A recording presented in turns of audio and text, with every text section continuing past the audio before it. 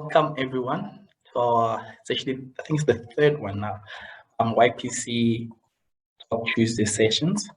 Let me just quickly double check that. It's actually the fourth one. Wow. So welcome to our fourth YPC Talk Tuesdays. Very excited actually to have this session because instead of just being the host, I'll be one of the speakers as well. So very excited. Today we have Simone Naicker, and she'll be giving us a talk on being a millennial in the mining industry. So before she even gets going and get into that presentation, just want to remind you as well as the audience that there are three series that we're running as the YPC, which is the YPC, the workshops. And in this case, there'll be knowledge sharing workshops. So where we impart new knowledge to you as our members, as well as add some value. There'll be YPC interviews with industry leaders. In that case, we connect you to industry leaders such that you get to learn new things from them, as well as have knowledge imparted to you that they've accumulated over the number of years in that session with us. And as you may know, the series that we've been running with currently, which is the YPC Talk Tuesdays, where it gives you the platform to come and give us a talk, any style that you want, whether it's presentation or whether it's just you verbally giving us your presentation. And any topic that you find relevant to the young professionals, it can be through career growth, can be something technical that you've been working on.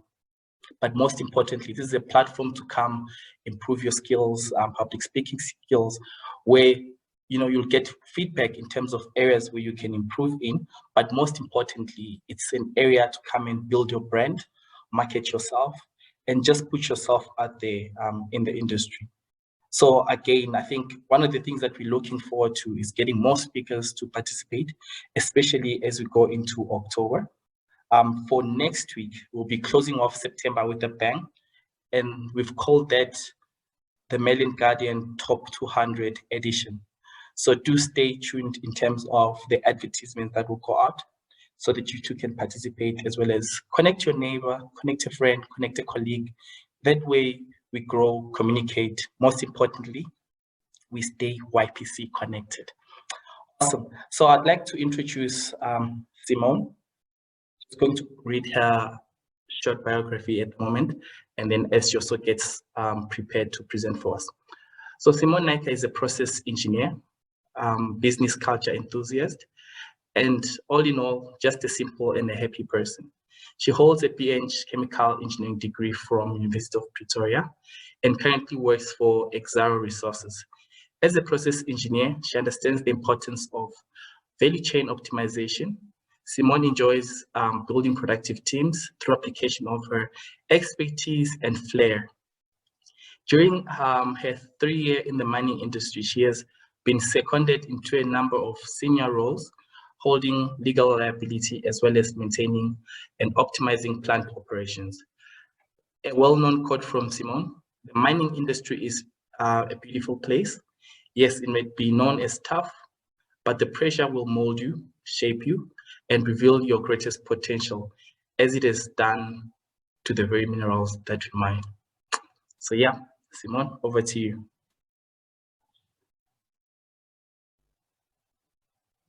Okay, there we go. I'm unmuted. Can you hear me? All good to go. Okay, beautiful. Hi guys, I'm really excited to be here with you. Thank you for the introduction. I noticed the smile when you read the word flair. Hopefully that's because you can relate, and the word kind of says enough about me as a person. So what I'm going to do is I'm going to share my presentation with you, and I'm really keen to get to the Q&A and to share the facts about being a millennial in the mining industry, defining what a millennial is.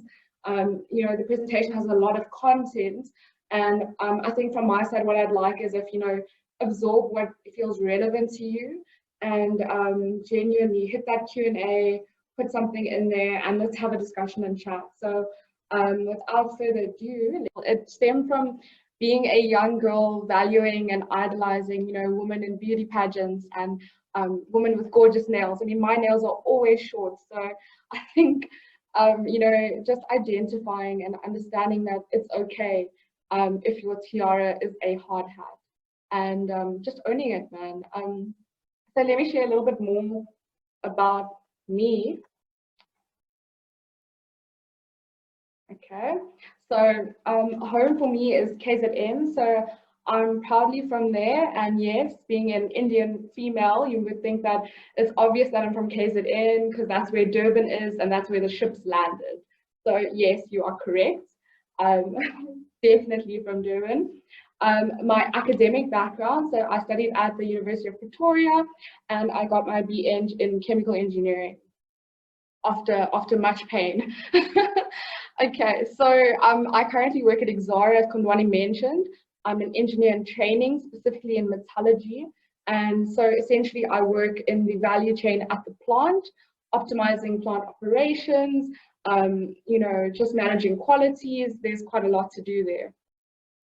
And another thing about me is that I absolutely love dad jokes. I'll pop the link to my LinkedIn profile in the chat later. Send me a dad joke. It's honestly the best way to become my friend. Moving on to what we will be discussing today. So what's exciting is that we're here to discuss millennials. Okay, so let's start off with, what is this creature? You know, we hear about millennials, we hear the word, it's a buzzword, but what is this creature really? We're going to dive into that. Retention. How do you keep something? You know, they say, if you love something, let it go, and if it comes back, it's yours. So let's see how many of us will stay at companies and retain instead of just leaving and soaring our wings elsewhere. Thirdly, we're going to talk about unlocking potential. If I had a rand for every time someone said, Simone, you have potential, but I'd have a lot of 1 rands. So with this, I want to say that, you know, we're often told that we have potential, but how do you unlock it? What do you do? So we're going to get a little bit practical with that. Lastly, we'll be talking about millennials in mining. So in the mining context, you know, what's happening? What are millennials up to? So I think that's going to be interesting as well. So let's firstly start off with, what is this creature? So what defines a millennial? So millennials are born between 1977 and 1994. Although, you know, there's this theory that in South Africa, because being a millennial is tied into social media and technology, that because as a country, we are slightly delayed when it comes to technology in comparison to first world countries. So there could be a slight shift in that number of years. Being a millennial could go up to potentially a 95, 96. So if you feel that you're not falling into this category perfectly, don't stress, there's hope. So what differentiates millennials from the baby boomers and this new generation coming in? So it's basically the way that you communicate. So where people preferred face-to-face contact, phone calls, millennials prefer texting. I mean, if you have not visited a friend and stood outside their door going on WhatsApp saying, hey, I'm here, then you might not be a millennial. So being a millennial, your values drive everything, right? In life, whether you're millennial, whether you're a baby boomer, you know, whatever category you fall into, your values are like fingerprints. So there's a code to how you interact in life. So let's take a look at some of the things that millennials particularly value, right? So millennials are disruptors, change makers. They enjoy questioning. So I think often, you know, millennials are viewed as, you know, persistent and perhaps somewhat annoying because we always want to know why. But it falls into our values. We really are naturally questioning. We're diverse thinkers, we're progressive, we're very open-minded if you compare us to the previous generation. Now, why is it that we're having this talk in the first place? Why are millennials so important? Well, by 2025, it's proven that millennials will take up 75% of the workforce. And if we do not aim to understand millennials now, you're going to have an entire workforce that we have not made the effort to understand. And one can only imagine the office drama if we do not make that attempt. So let us look at some data, okay? Because, you know, we're engineers, or if not engineers, we're technically minded people. So let's talk numbers. Deloitte did a survey in 2020, right? And 304 millennials were interviewed. Now, what's interesting is that they try to get it as neutral as possible, okay? So they had a 50-50 gender split. They took into account the educational level of people, and they tried to lean it towards people with a post-high school, you know, qualification. So looking at organization size, they also took the numbers down on that. And then also your job seniority level, where we see that 31% of the people who responded had a mid-level executive role. So two key factors from the survey jumped out at me, okay? So it was stress and unhappiness, and the environmental concerns and behavior. So let's begin with the stress and unhappiness, okay? So in South Africa, guys, this is South African data. This is millennials in South Africa. You, me, your friend. 49% of South African millennials said that they were unhappy and stressed. So what was this attested to? When they asked, why are you unhappy and stressed? 53% said it was due to job or career prospects. We need to understand that in the job environment, there's so much stress for millennials. Now, taking a look at the environmental concerns and behaviors. Okay, so South African millennials, 41% are concerned about unemployment. Now, this isn't a millennial specific statistic in my personal opinion, because in our country, we have an unemployment issue. However, it is still relevant in the millennial context, as they were the surveyed people. Now, globally, right, the top 3 things bothering millennials globally is firstly, climate change, secondly, crime, and thirdly, unemployment. So what we can see, comparing the global millennial statistics to the South African millennial statistics, is that in South Africa, employment trumps concerns on crime and climate change. So naturally, we see that we can conclude millennials in our country specifically are stressed both in and about the workplace. Let's talk retention. So we've got a bunch of stressed people at work and about work. We're stressed. How do you make us stay? It sounds like an abusive relationship. But in any case, so let's look at the puzzle pieces. So we need to remember as companies that humans work for your company. And because we're working with people, right, we need to consider the theory of human motivation. Now, everyone, I'm sure at some point has sat through a course at work where they've pulled up Maslow's hierarchy of needs and you studied it for the little test at the end. Cool. But what does it really mean, and how can we personalize this? So we saw the millennials are concerned, right? They're concerned about safety. So employment comes into safety. Remember, the 41% of South African millennials who are concerned about unemployment, right? So their safety needs are not met. Esteem. So as millennial employees, we need recognition. We need to be told that we're doing a good job.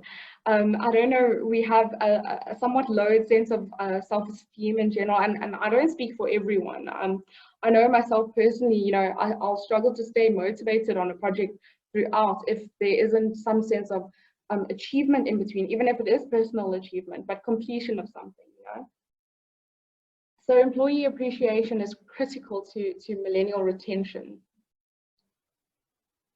And self-actualization. So it's a big word, but really all it means is that you want to feel like you're connecting with who you are and connecting with the skills that you possess. So things like training opportunities will address this. So from a company perspective, I think the important thing to realize is that, you know, as a millennial, we're not marrying our companies, although we spend so much time with them. But we can't expect them to fulfill our absolute every need. And I think from our side, that's something we need to guard against. But from an employer perspective, what you can provide is appreciation, recognition, training opportunities, and also opportunities just to express yourself, because I think very often we have opinions that we would like to share. All right, so we then ask ourselves the question, right? How many of us are actively or not so actively kind of looking for a job? I mean, we all have a LinkedIn account, right? And statistically, it said that 85% of people are actively or inactively looking for a new employer. So companies are concerned. What does an engaged employee look like? This is the question that we need to answer. We need to keep our employees engaged. And the way to do that is by offering that reassurance, offering projects that align with personal interests, and providing recognition. So 7 myths about employee engagement, right? Let's talk about engaged employees. So engagement is about people working harder. No. Engagement is about people working creatively and efficiently. The second myth we're going to bust is that engagement is about happy employees. Now, nobody is happy all the time. We will cycle through happiness and unhappiness, but what it is that we are able to feel and act on our feelings. Thirdly, engagement is about extracting more from workers, not necessarily. An engaged employee is empowered. The fourth myth, the same things will engage everyone. No, where I'd like to sit down, have a cup of coffee with my manager and be engaged in terms of the strategy and where we're going as a department, someone else may not find that an engaging activity. They would rather talk about a particular project that they're working on, and they would find that engaging. So it becomes challenging as a manager, because you need to understand what engages the people in your team. And another myth is that everyone wants to engage. Guys, it's okay to be an introvert, or it's okay to not want to talk to people consistently throughout the day and just get your job done. There's nothing wrong with that. And just because you do not engage with people daily does not mean that you're an unengaged employee. The sixth myth is that disengaged employees will leave. Definitely not. They'll stay, but what the problem is that you as a disengaged employee will share your disengagement with your colleagues, and it will change the culture and environment in the team. I don't know if you've ever felt where one of the people in your team is disengaged, and it tends to rub off, and that negative energy just kind of sits on your shoulders.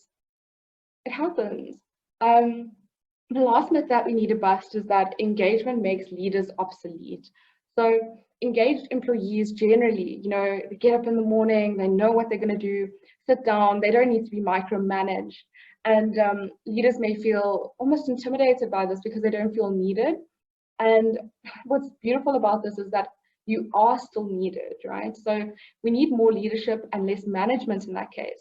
Give out the tasks and allow your engaged employees to become creative and just run with their projects. So that's definitely a way to do that. Money alone is not enough for millennials. We're not as financially driven. We want coaching, training, and recognition. Simple. We've now covered retention. Let's chat about unlocking potential. So unlocking your potential. I want to chat about this. So this is the emotional energy matrix, guys. Now, the performance zone is where we all want to be. We all want to be high-performing employees, but the majority of us, or the average person, what happens? They are in the performance zone, and that is a positive energy and a high energy zone. What happens? You become less and less positive about it. You're still working hard, but you may start feeling like, oh, this isn't really going well, or you start feeling negative about it. So you move into your survival zone, right? And if you stay in the survival zone long enough, your energy will deplete and you will move towards a burnout zone. Now, you see, the issue with burning out is that it takes so long to move from burnout to recovery and back to performance, and you're never really going to reach your peak performance if you're consistently burning out. So I want to answer the question of, what does a high-performing person do? Okay, so they move from the performance zone to the recovery zone. And when they do this, they skip the survival and burnout zones completely, and they're able to remain productive. So the framework for unlocking your millennial potential, as employers, talk to us, please. Silos are no place for us. Share your vision, ask about our strengths. We have skills that could help your business and company. And leverage off our diversity. We love engaging cross-departmentally, and we are activists for change. So millennials in mining specifically, key characteristics: we're passionate, we adapt, we're diverse, and we have the ability to learn. These are 4 key factors that you need to leverage on. Sorry, I'm just taking a look at the time, and I acknowledge that Kondwani also still needs to chat, so it may seem like I'm rushing through, but you're welcome to contact me afterwards as well. So the quote I want to share is that nothing can stop a millennial with a purpose. So we're definitely purpose-driven people, right? These are just a few of the millennials that I know personally, and this is what you'd think that they look like in the mining industry. Contraire, they're down and dirty, adding value, and it's really fun being a millennial in the mining industry and getting dirty. So key challenges that millennials face: comparison. We often compare ourselves to our peers. Validation, our need for validation cripples us, and often we have a lot of self-doubt. I think in addressing these 3 things, you can become a stronger person, never mind being a stronger employee as well. I just want to share a quick story here. So it's a bit of a blurry picture, but this was a moment that was so close to my heart. So I was in Lepalale and I was acting plant foreman, and it was just so special. So this is Baba Mushiri, and I was on shift work, right? And washing the floors of a coal plant. We would wash the floors together, right? And in those times, we'd chat about life. And I don't know about you, like if you've ever washed magnetite off a plant basement, you'll understand that that stuff does not move. Hold the hose for a couple minutes before you see motion, right? So it's definitely bonding time. And I just want to share something that he shared with me. He said to me, Simone, don't wait to be told that you're doing a good job. Do your best. And these words were just very special to me, and I've carried them ever since. He wrote it in my mini hira, my first mini hira ever. And this is just a picture of him as my dad feeding me cake on my birthday when I was acting. So this was just a very special moment for me. And just on my side, I think I'm open to questions if there is time. I see there's about 7 minutes, Kondwani. You're welcome to ask me questions for 7 minutes.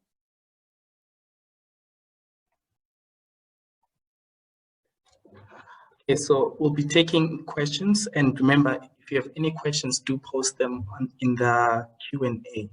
Alternatively, we'll then respond to some towards the end.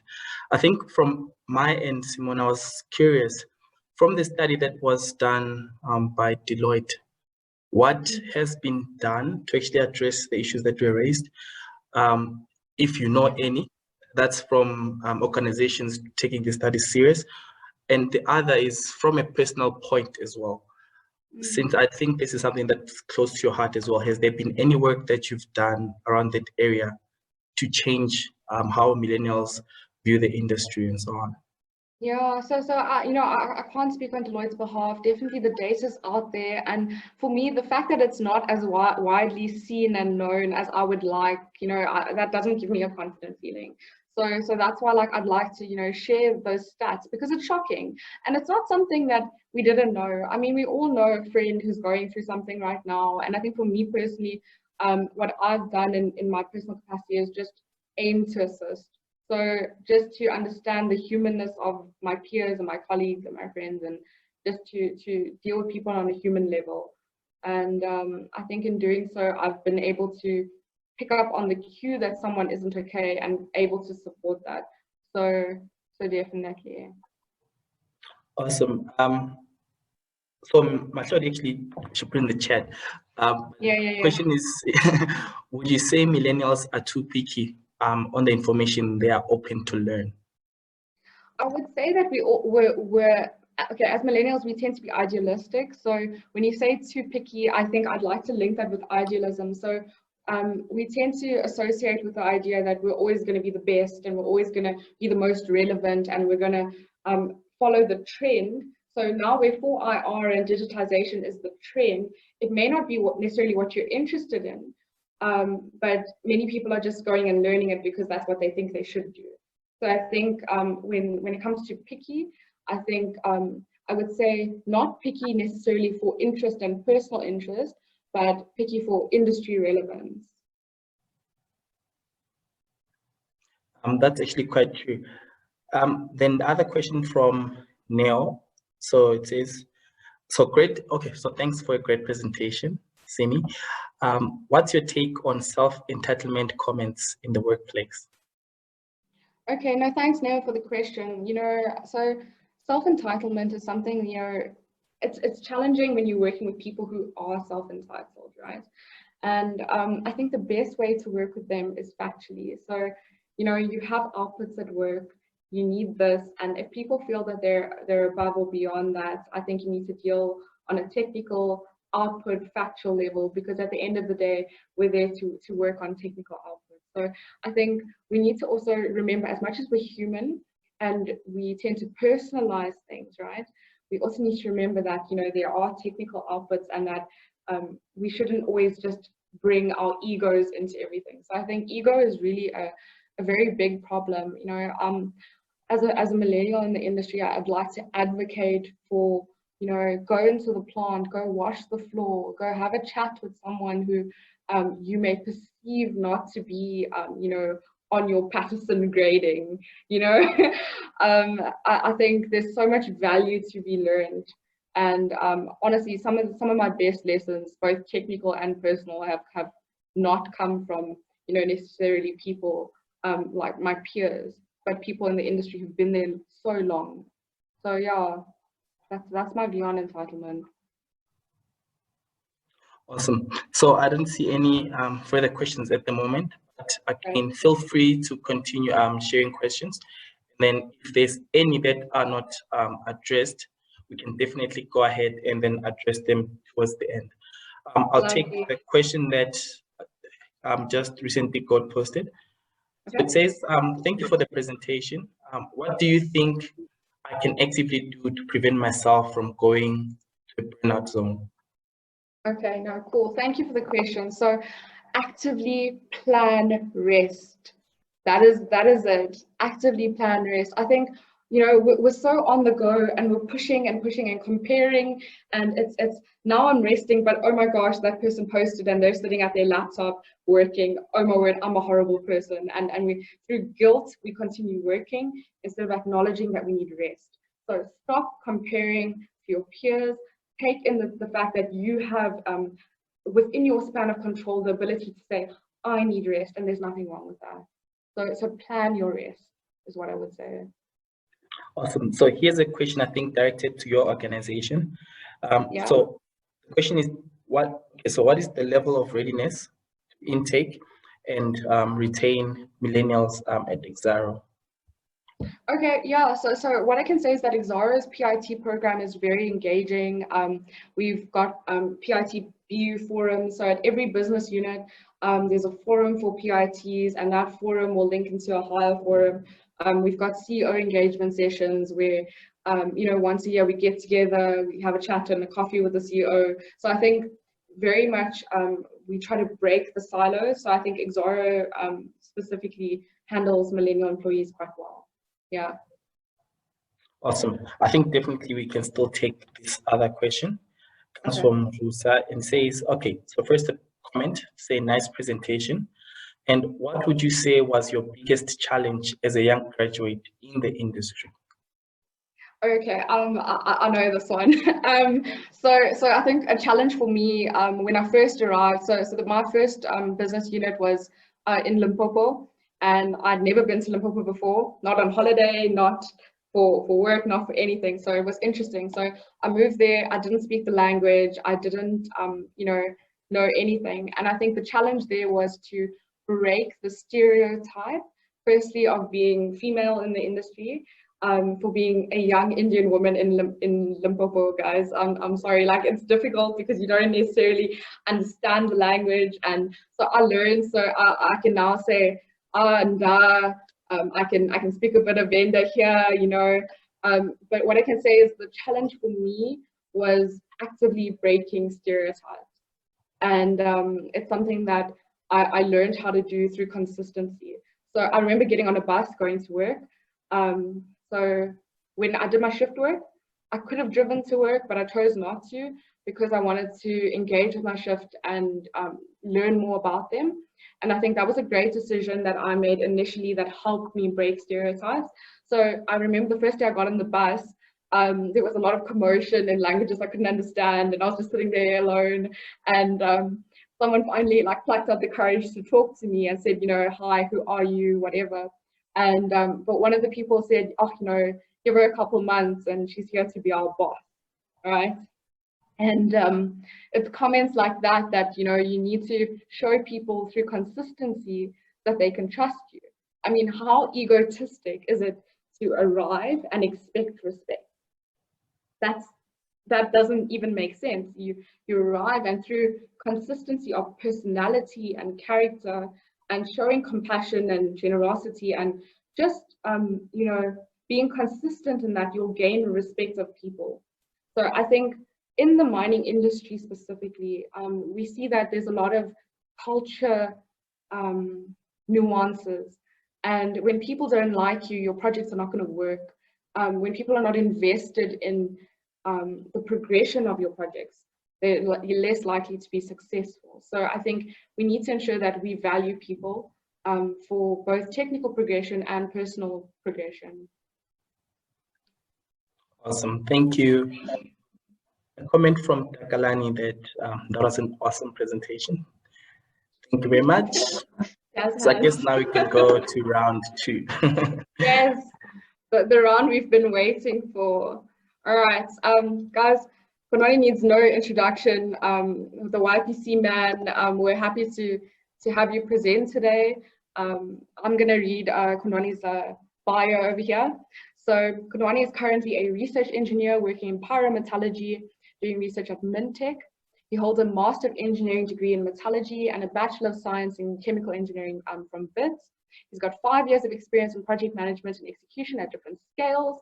So that's pilot plants for process demonstration and laboratory scale for early research development. Currently, he's working on research around titanium-based products, product development and production.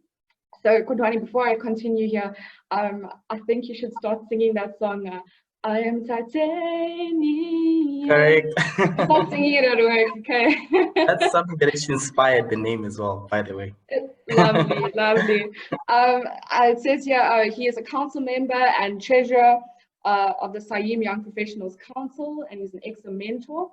He's a fitness nut, and he is an active participator in organizing park runs. So when's the last time you went on a run given COVID? Oh, this past weekend, actually. Lies. Okay, continue. You're welcome to do your presentation. You're welcome to share your screen with us.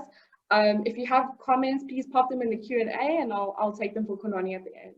Okay, I'll hand over to you. Thank you. Working from home, a COVID-19 double-edged sword. Now, the reason I actually went for the title, because when the whole lockdown came through, I think I had positive aspects towards the period, but definitely there were some negative aspects around it as well. And instead of folks saying that there were bad moments, I'd say there were lessons. So in essence, there were some blessings and some lessons as well. So first of all, let's start from the bottom. So who's Kondwani, right? As she introduced me, well, I'm an ex professional chemical engineer, currently working as a metallurgist. I'm a volunteer of note. So parkrun, at church, within the YPC. So I try and put myself out there as much as I can, just so that I'm engaged and I'm active. And I think also with the personality, it comes in quite handy as well. And as she mentioned, one of the things that also helped me, I guess, even from a mental health point of view, being healthy and so on, is that I'm a fitness addict, and anything that has adrenaline definitely count me there. So starting off with highlights from 2019. As I mentioned that I'm a very active person when it comes to volunteering. So one of the organizations that I was assisting with regards to mentoring graduates and so on, they recognized me as the most diligent alumni. So that was like a big hoo-ha because I mean, Simone mentioned the fact that sometimes usually you don't need to wait for people to tell that you're doing good for you to actually do good. So when you get that recognition, regardless, it's like a big wow and it keeps you going.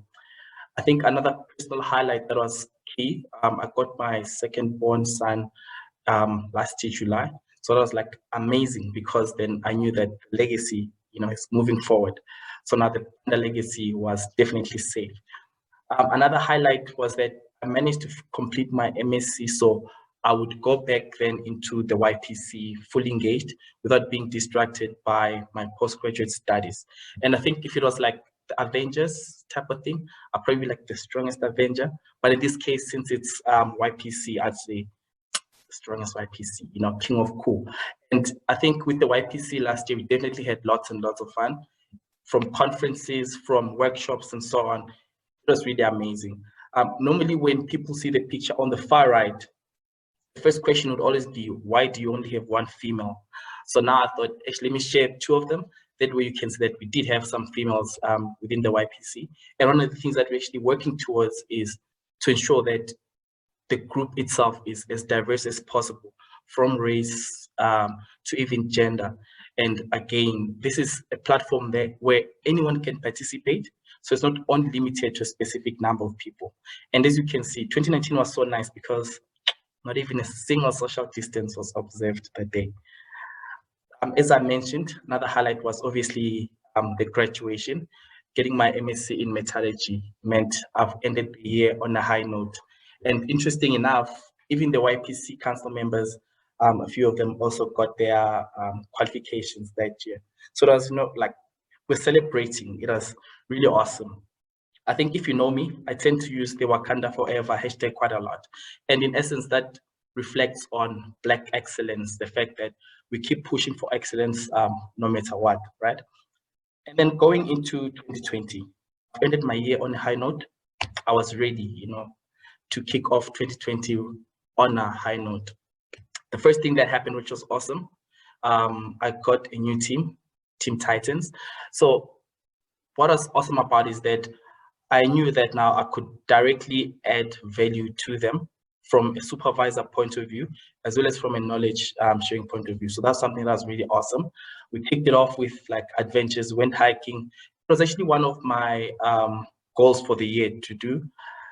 And most importantly, went for my XRPR interview. And as you can see, I had to take a whole monitor to actually share the presentation there. But it was a very awesome experience. And then obviously the great 2020 pandemic happened. Yeah, so as you can see, there were lots and lots of things that took place. And I guess if 2020 was a movie, it would probably be Avengers Endgame, and Thanos would probably be like working from home, his sword there. So I think there's a lot of things that happened that took us, it was sort of like a roller coaster. And it's still, if I may put it that way. Some of the highlights on my end then, which is 2020 during Corona, one of the blessings that came from that was that working from home actually meant saving on transport and entertainment costs. You didn't have to worry about going partying or going out to movies and so on. And one could actually make better investment choices. As if you remember, there was that wave of people buying equities and shares because Sasol was crashing. And that was one of the benefits, I guess, that could have seen from the lockdown itself. And some of the lessons that came out from that period is that one, we need to create a healthy spending habit, right? But still allow for self-care, not just save, but still allow for that as well. Other highlight was quality time. So the blessing that came again from working from home meant more quality time with the boys, and it means being flexible enough to work when they sleep and play when they're up, meaning during the day I could play, at night I could work. And the lesson, I guess, from that was that trying to juggle writing reports while playing Baby Shark in the background was not always as effective. because now you have to adapt to this noise, constant noise in the background while he's trying to read and digest things. But eventually, it definitely got to that place where one could multitask effectively. And other lesson, I guess, is that kids not actually recognize working from home as doing actual work, and that guilt is real. So when I say guilt is real, there'd be times where I lock myself in the room just to get work done, but guilt would always push me to go back to say, you know what, actually, maybe let me work while you chill with me. Now, I did share this video. So it's like typical, right? So trying to see Ananja. on the other end, it's quite terrible. So just trying to juggle, basically to adapt to their conditions. And as you may know, hashtag Instagram chefs. But working from home was really nice also because then it means you could make time to cook for family, enjoy good food together, and just maximize on that quality time. Some of the lessons there, I think we saw a lot of aspiring chefs as well as SAP brewers, which was quite interesting. Another lesson is that parents don't actually recognize working from home as actual like doing work. So you end up being hammered with chores and tasks because they don't recognize the fact that you are actually at work. And again, homemade pizzas, burgers, I think that definitely were better than takeaways, to be honest. Cost effective and really awesome. And another lesson is that it's actually quite easy to gain weight when you're at home. In my case, it's the opposite. I actually lose a lot of weight if I'm not doing any exercise or being active.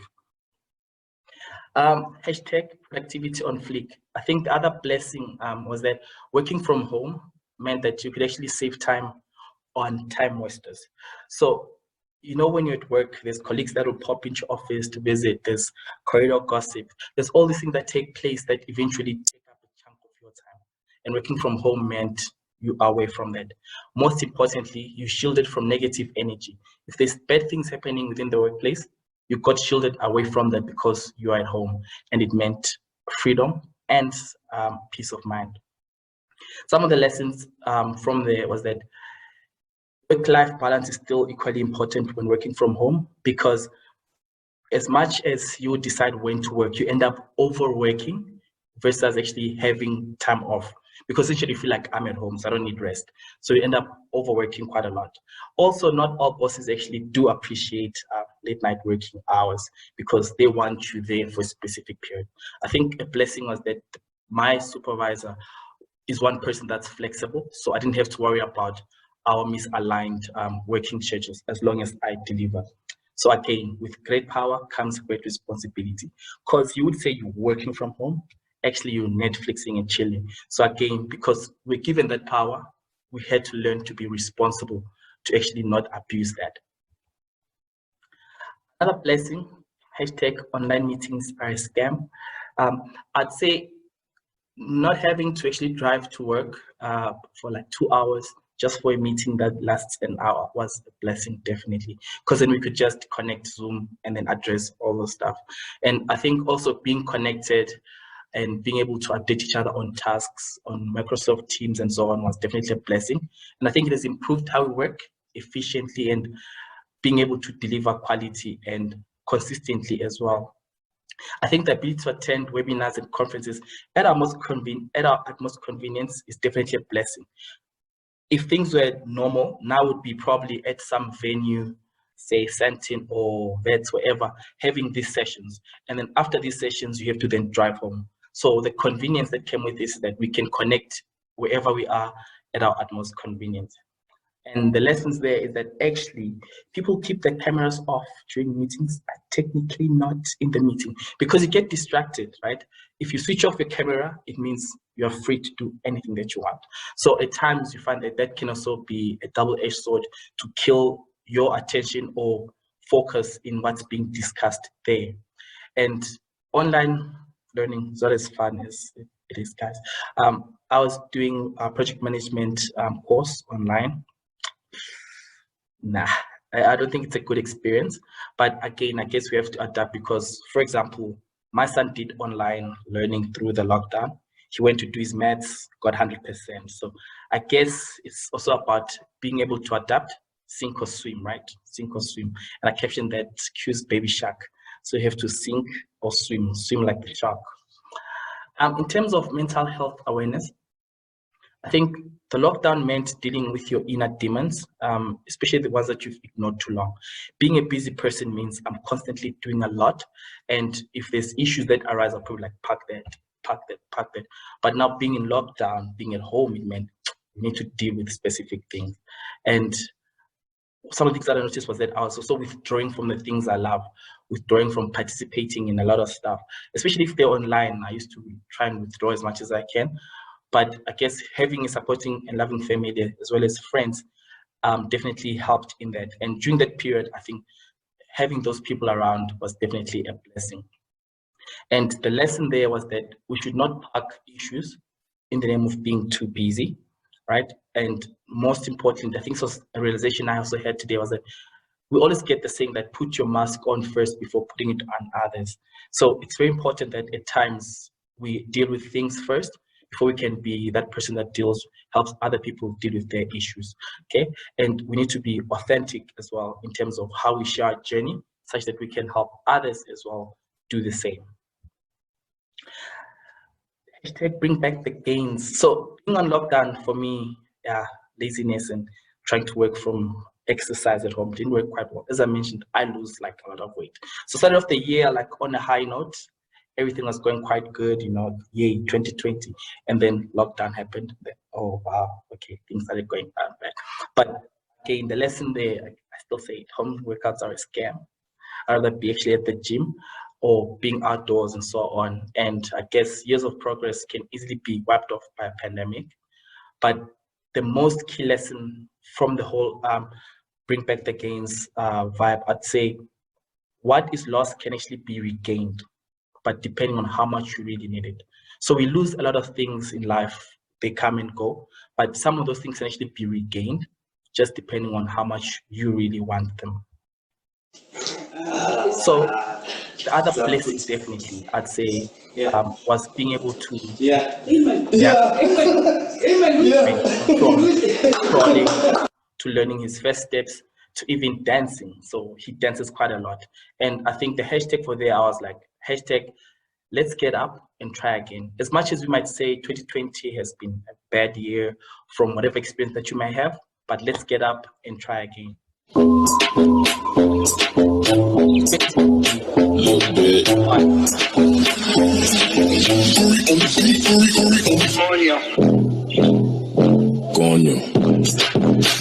So with this specific one, right? On the right, you can see him raising his hands and stuff. So I think the hashtag there would be, we shall conquer. So as much as it's been a hectic year, we shall conquer. December 2020, it will definitely be a party because I believe there are things that we can focus on and celebrate despite all the lessons that we had to go through, despite all the negative things that may have challenged us from January until now. And most importantly, we can choose how we want to end our 2020. Hopefully not in tears, right? So from my side, I'd say 2020 is our year. So congratulations that you've made it to the final round, which is level 1. And as I mentioned that, I actually want us to engage. So feel free to raise your hand. But we can also share in terms of what were your pandemic experiences. If yours was a nice, smooth cruise through the period, or if it was a roller coaster as well, especially from a career point of view. And more importantly, I think what we've learned as a country is well, we are in this together, right?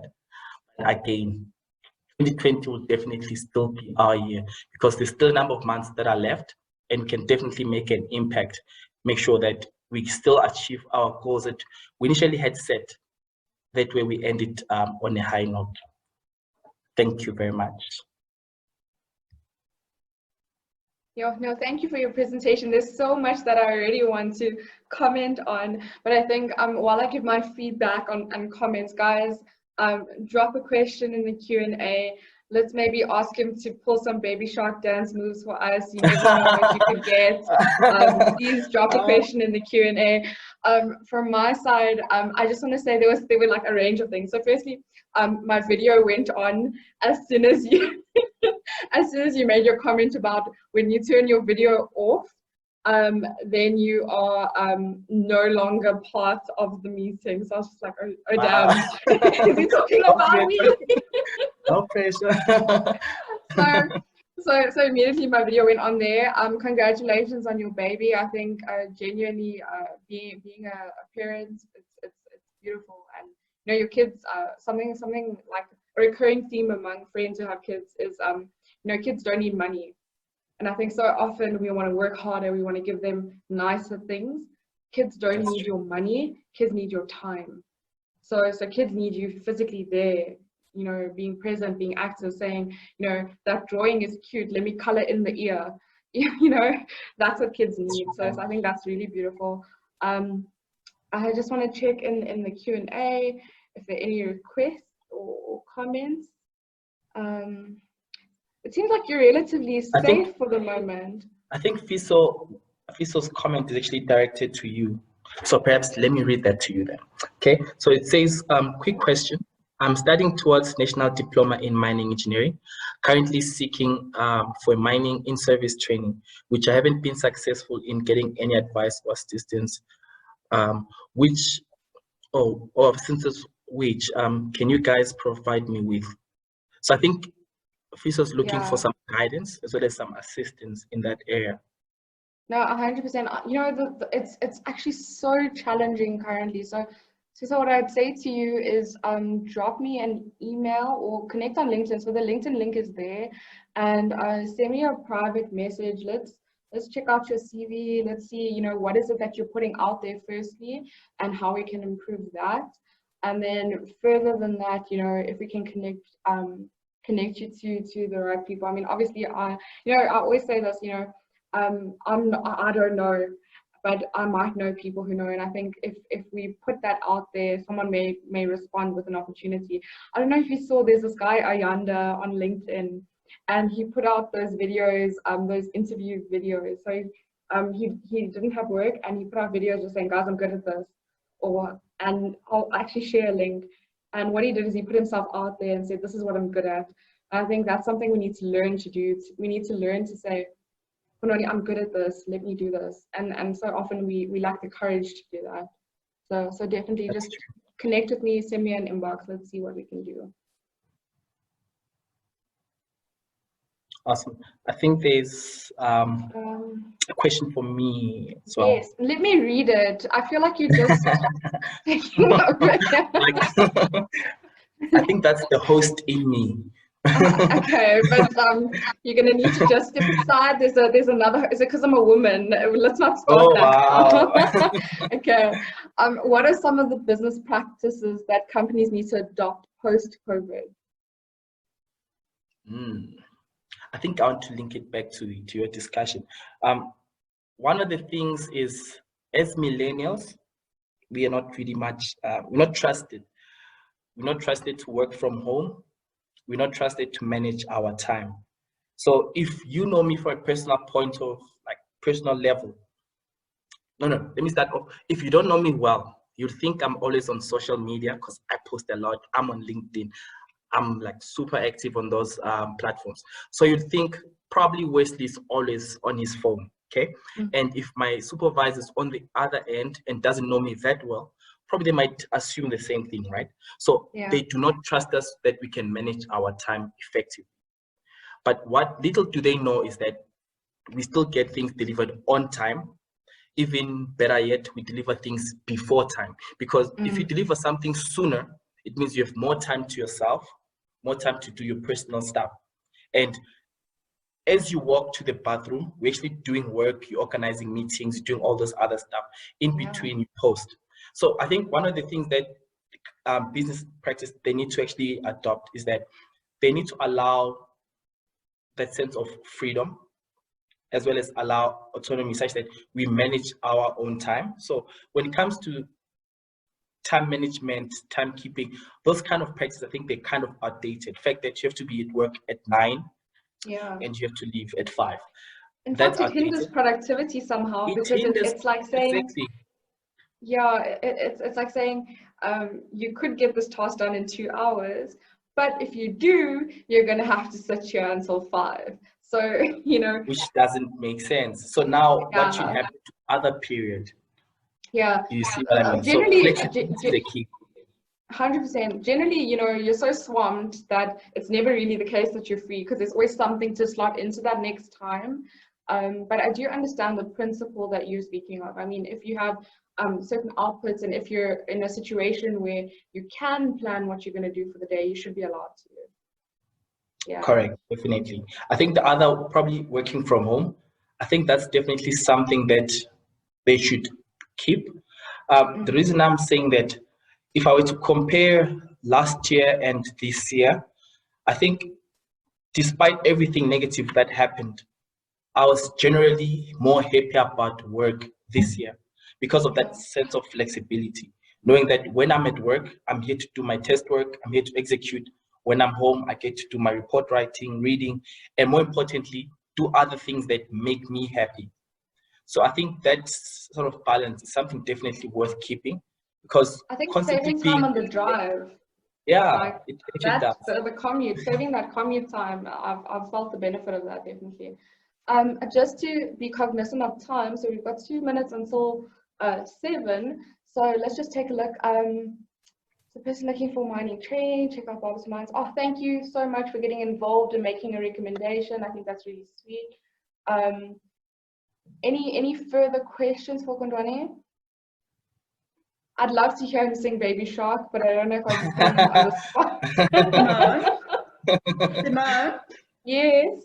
we've got a raised hand, so I'm just going to allow access to speak. Please do. Please do. Yeah. Okay, great. Yeah, thank you guys. Thank you for the awesome presentations to Simone and Wesley. Okay. My question is actually to Wesley. Yes. So I hope you won't find it personal. How did you find the balance between parenthood, work, and postgrad studies? It's quite interesting. Like, Yeah. so motivating, and I'm so curious to know that. Yeah, thank you. I think, funny enough, quite recently, one of my friends actually had posted like a similar type of question to say, how do I actually manage to balance everything out? And one of the things that Simone also mentioned is that kids actually need time more than they need your money and everything. So I try and make sure that I include them in every little single thing I do. So even if it means them sitting with me watching Baby Shark as I type my work, I try to maximize the time. And if I'm gonna do chores, so I'm done doing my work and so on, when I do my chores again, they'll probably be there helping out, say packing the dishes, for example. The little one doesn't help much except sit on my my shoulders. So I'd be cooking, he's sitting on my shoulders. I'd be doing the dishes, he's sitting on my shoulders. I'd be watering the garden, he's there. And I think just maximizing that time is something that actually helps quite a lot. And if it's someone that's working 9 to 5, it's a bit challenging because you only have like a fraction in the evenings to be with them. But again, during that period, instead of zoning out to say this is me time, instead it should be us time, where every little thing that you do, you include them. And even from my own personal memories when I was young, I think memories that I remember my dad like doing things with him, it's usually when we took road trips, when we went, say, to town together. Those are the things that I remember more than sitting down watching TV or, those things that fall into the cracks. So I'd say definitely making sure that you do every single thing with them. And, kids tend to sleep early. When they are asleep, then you go 100% mode to try and catch up on that work stuff. Yeah, your work stuff. Okay. But it's doable, definitely doable. Okay. Interesting. And thanks for the question. It's always nice to hear voices from the other end as well. Yeah. Awesome. I don't think we have any further questions. So we'll go ahead and bring our webinar to the end. Thank you, Simone, for definitely availing yourself, for giving us a presentation. It's always a pleasure, if I may put it that way. And to everyone else that came through for the session as well, thank you very much. We appreciate you. Please continue attending with us.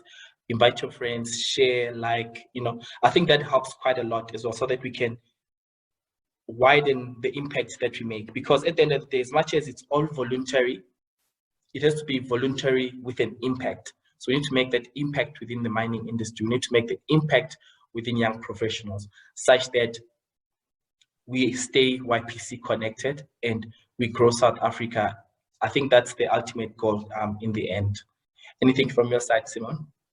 No, I just want to say thanks for the opportunity. I enjoyed the chat and the discussion, and thank you for the questions, because genuinely, it is voluntary, and we're here because we want to share information. But what makes it worthwhile is the questions. So I know when I look back on a webinar session like this, for example, I won't think of what I presented. I'll think of the questions that were asked, because the fact that someone had a question and I was able to contribute is what makes it meaningful. So definitely when it comes to sharing, when it comes to involving your friends, it's from a perspective of knowledge sharing, but also just enabling and empowering. And I think that's what the YPC is trying to do here. And, we value what you guys are working towards. So yeah, just thanks for having me.